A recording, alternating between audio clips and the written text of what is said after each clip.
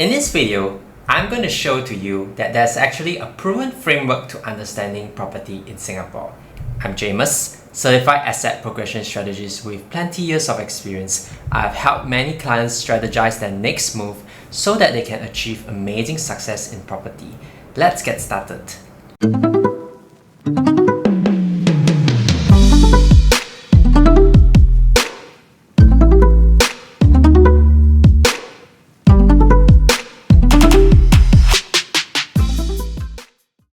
Every property goes through 4 phases: early growth phase, peak phase, maturity, and decline. It is very similar to life. You're born, you grow fast, you peak, and then things slow down. HDBs, condos, even landed properties all follow the same pattern. Maybe you are the first buyer thinking of getting your first property, or maybe you already own one and you're wondering, should I keep it or should I do something about it? Here's the good news. As long as you can align your strategy to the correct phase, you're golden. Let's start with the most powerful phase, the early growth phase.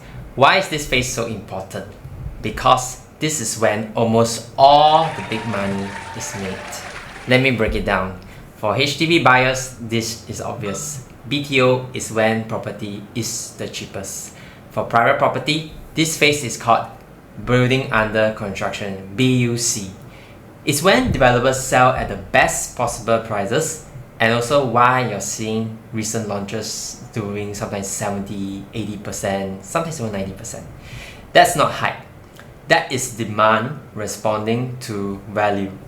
Think of it like this. At the start, developers have lots of units, lots of supply, so prices must start lower. As supply sells, supply tightens. Supply tightens, step-up pricing also kicks in. Developers do it to maximize gains, typically 12 to 20% over the launch period. And then for buyers who come in early, they will be able to capture the upside as the prices move up. Also, developers are required by the government to sell everything within 5 years. If they fail to do that, they have to pay ABSD of 35%. Here's a fun fact many buyers don't realize. When you buy a resale, you pay full mortgage immediately. When you buy a BUC, you don't. Thanks to progressive payment, you pay in stages, which means a big part of your monthly installments can be covered by CPF. If your income is 8,000 and above, and your monthly CPF OA contribution is 1,840, buying with your spouse, that's 3,680 per month. For $2 million BUC property, that means from all the way until TOB, you may not even need to pay a single cent out of your pocket. Here's another reason why early growth is safer: GLS price protection. What happens when developers try to lowball government in their land sales? Rejection. Just like buying Taylor Swift concert ticket on Carousel at a low price. That's why GLS pricing helps protect existing projects from sudden crashes. Next, let's talk a little bit about peak phase. This is what happens when project gets to TOP. You can physically see the building, you can start collecting rental. There's no developer supply unit left, only resale units. Project may look iconic, attractive, sounds good, right? But here's the reality. Most of the biggest gains has already happened during early growth. Now, price movement depends on market condition, buyer sentiment, timing. Your neighbor bought in 1,800 PSF. Now, you buy at 2,300. Can the early buyer sell at 2,200? Of course. But can you sell at 2,200? I'm sure you wouldn't want to lose money. Next, let's imagine everybody bought at 2,500 instead. How many people are willing to sell at a loss at 2,200? Almost nobody. This is why there's a margin of safety.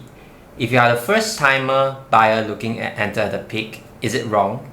Not necessarily. Let's take a look at some examples. Jadescape went up 9% after TOP. Sterling Residences 5%.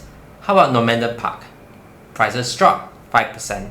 So unless you need a place to stay for your own stay or primary school registration, it is usually safer and smarter to buy during building under construction phase.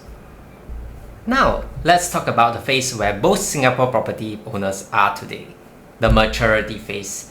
At this stage, properties are 5 to 15 years old. While rental looks good, capital appreciation actually starts to slow down, and at the same time, your holding cost starts going up. Here's another thing, you're no longer competing with older condos, you're competing with newer, shinier projects, fresher lease, better layouts, trendier facilities, so demands slowly shifts away. This is also where many owners say, never mind, rental can cover mortgage, I just hold.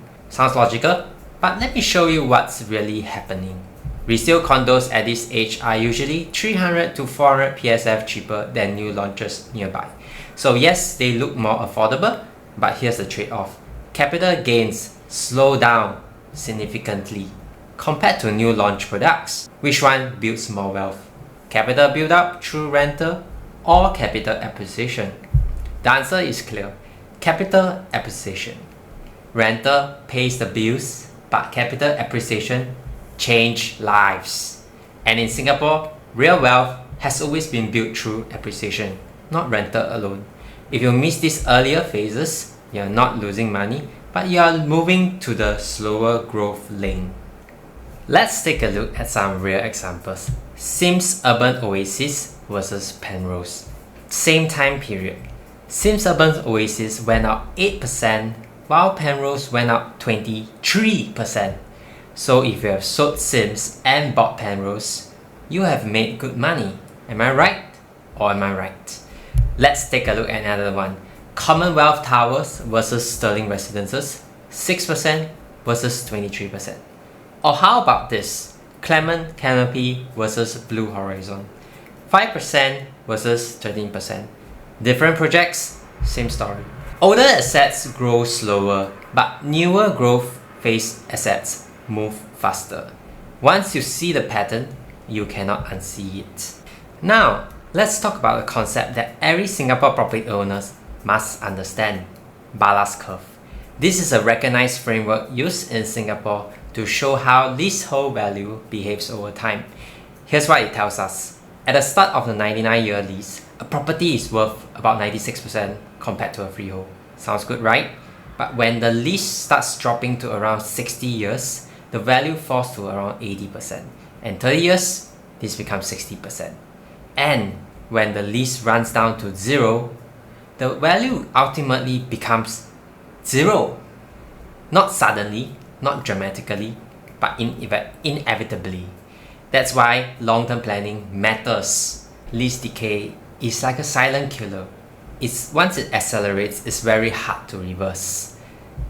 In summary, when you buy building under construction, you get to benefit from step-up gains, enter a much lower price, pay less upfront, lower holding costs, hassle-free, government land price protects you.